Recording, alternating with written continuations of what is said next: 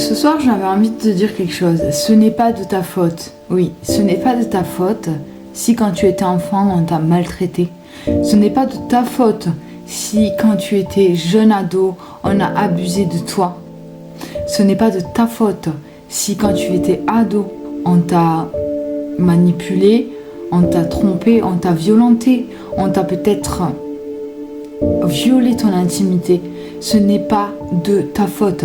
Et quoi qu'ils sont les répercussions aujourd'hui dans ta vie d'adulte, arrête de croire que c'est de ta faute, inconsciemment ou consciemment.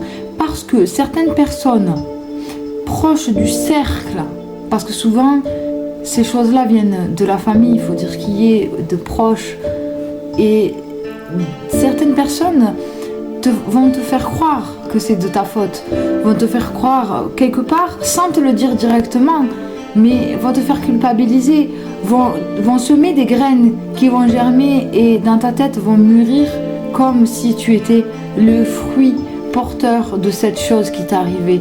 La personne coupable, la personne qui l'a mérité, la personne qui l'a cherché. Non. Sache aujourd'hui, moi je te le dis, que rien n'a été de ta faute et que tu n'as pas mérité qu'on te traite comme ça, que tu n'as pas mérité qu'on ne te respecte pas.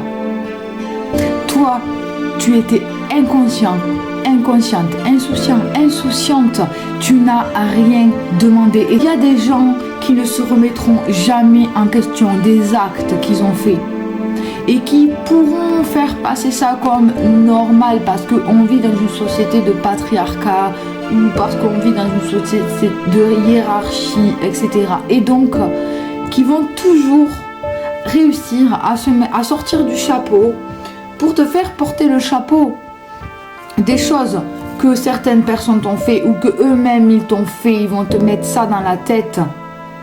Ils vont même créer de la distorsion, créer des embrouilles autour de toi, te dénigrer, te mettre de côté, etc. Tout faire en sorte pour que tu te taises déjà de une, mais qu'en plus de ça, que rien ne leur retombe dessus.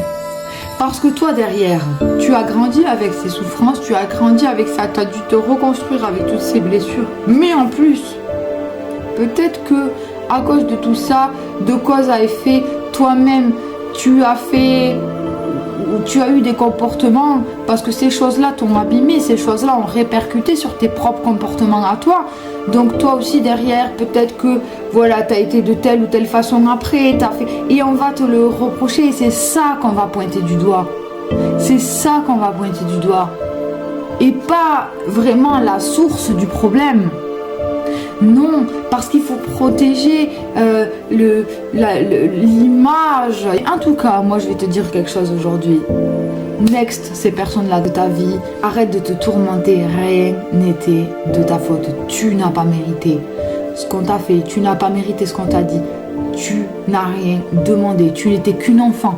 Tu étais qu'une adolescente ou un adolescent. Alors oui, je veux bien comprendre que dans ta vie d'adulte, ça a des répercussions et que tu as du mal à te construire sur certaines choses, mais avance, laisse certaines choses de côté, accepte ce qui t'est arrivé en te disant que tu n'es pas coupable, que ce n'est pas de ta faute, et travaille sur toi, essaye de penser tes blessures, de vivre avec et d'en faire une force.